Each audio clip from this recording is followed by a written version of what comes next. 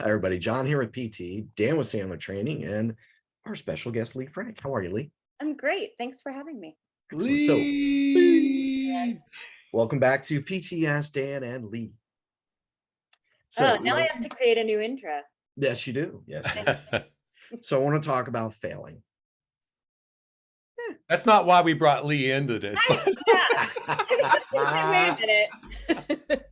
No, the upfront was you have to break a few eggs to make an omelet sort of thing, and there's that to really grow and to take steps forward. You fail at times, you stumble, you what have you, and too often we don't give justice to the value of time and how things take time to take hold and get good at and all that good stuff. So, Dan from a sales side, Lee maybe from that content production side.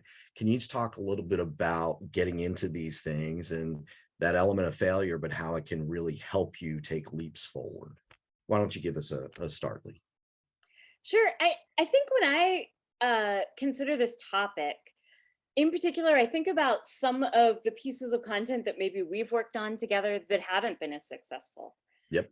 And I think one of the most interesting ones was earlier this year we wrote one that was really successful. And I think at the moment we were like, oh wow, like we've got the formula. Like this is it. Yep. We got it. Yep. The next one we wrote was like, It was a bomb. Yep. yeah.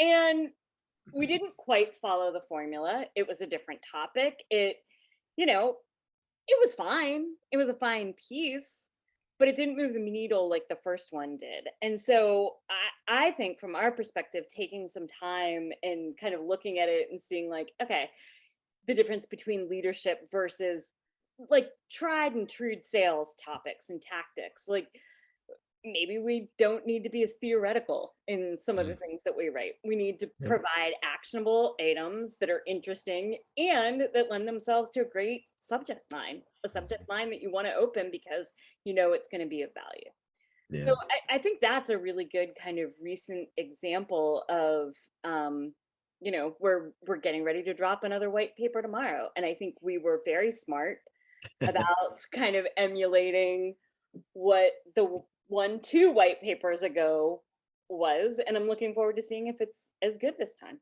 Yeah. And what we learned from the one that bombed, Right. lack of a better term. Yeah, you bet. What about from a pure sales side, Dan? Well, at the end of the day, don't we relish the victories that took us a huge struggle to get to? Yes. Those are the ones that just, man, they just change everything for us. We can look back over our lifespans, and there's certain times that certain things happened where you were successful at whatever, Yep. and the reason you remember that was such amazement is because of the struggle to get there. Yes. And that's the way it is with business as well, that we should be relishing the struggle. Look, if we play not to fail, we will always fail. True. You have to play knowing that there are going to be failures along the way. And guess what? It's okay. And that's going to help you appreciate things at the end.